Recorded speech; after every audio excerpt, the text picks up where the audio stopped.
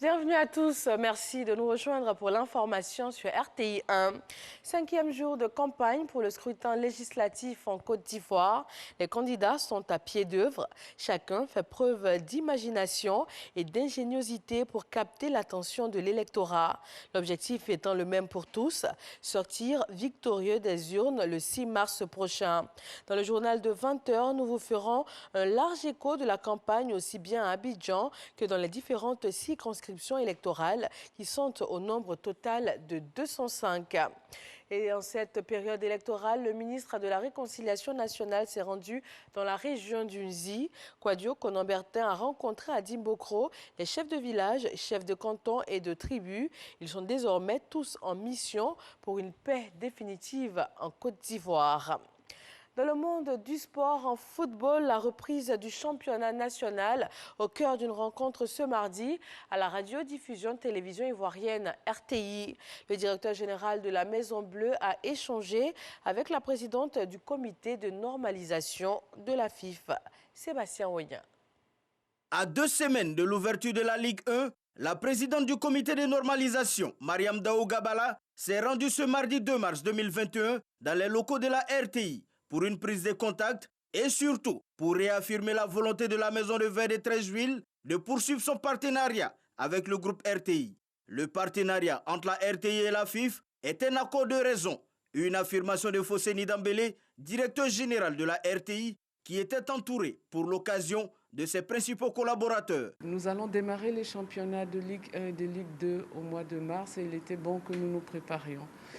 Je voudrais ajouter que la collaboration est tellement belle que nous aurons bientôt à fêter la Journée internationale de la femme. Et je voudrais, là sur le champ, inviter l'équipe féminine de la RTI à rencontrer l'équipe féminine de la FIF le 19 au centre technique de Bergerville. Oui, nous serons présents avec une équipe très forte, difficile à manœuvrer et qui va donner du fil à retordre à l'équipe féminine de la FIF. Le football aujourd'hui, c'est quasiment une industrie qui a une dimension sociale, une dimension humaine. Et aujourd'hui, l'engagement de la RTI est maintenu pour que la Côte d'Ivoire puisse permettre à ces jeunes, au public ivoirien, à tous les Ivoiriens, d'avoir accès à des matchs de qualité tels que la Ligue 1 et la Ligue 2. Déjà diffuseuse de la Ligue 1, la RTI s'était engagée depuis la fin de la saison 2019 sur un autre tableau, diffuser la Ligue 2, et de ce fait, renforcer la coopération avec la Maison de Verre de Treichville. Elles avaient été enlevées la semaine dernière dans leur pensionnat dans l'état de Zamfara, c'est au Nigeria. Les jeunes lycéennes, au nombre de 279, ont été libérées ce mardi matin. Le gouverneur assure qu'aucune rançon n'a été versée aux ravisseurs. Le président Mohamedou Buhari a lui-même abordé le sujet en insistant sur le fait que le paiement de rançon est contre-indiqué car cela va continuer à faire prospérer le kidnapping. Les grandes entreprises françaises ne remplissent pas les objectifs et les accords de Paris sur la baisse des émissions de gaz à effet de serre. Elles contribuent même au réchauffement climatique, selon le dernier rapport de l'ONG Oxfam France. 35 grands groupes français sont concernés par cette étude sur l'empreinte carbone. L'ONG réclame une plus grande transparence des groupes français et l'obligation de publier leur empreinte carbone, ainsi qu'une feuille de route et un plan d'investissement pour coller de plus près aux objectifs de l'accord de Paris.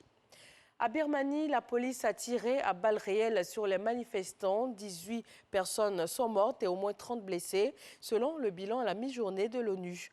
Pour cette nouvelle journée de mobilisation contre le coup d'État militaire, la junte birmane invoque pour justifier le coup d'État des fraudes électorales lors des élections générales de novembre, les deuxièmes depuis la dissolution de la junte en 2011 et qui avait été remportée haut la main par le parti d'Aung San Suu Kyi.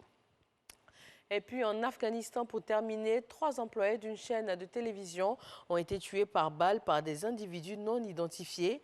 Une attaque de plus, moins de 3 mois après celle qui a coûté la vie à une présentatrice de la même chaîne de télévision. Selon la police, un des assaillants appartenant aux talibans a été arrêté. L'attaque n'a cependant pas encore été revendiquée. C'est tout pour ce bref point de l'actualité. Merci de nous suivre sur RTI 1. Retrouvez tout de suite l'actualité dans nos régions et je vous retrouve à 20 h pour le journal.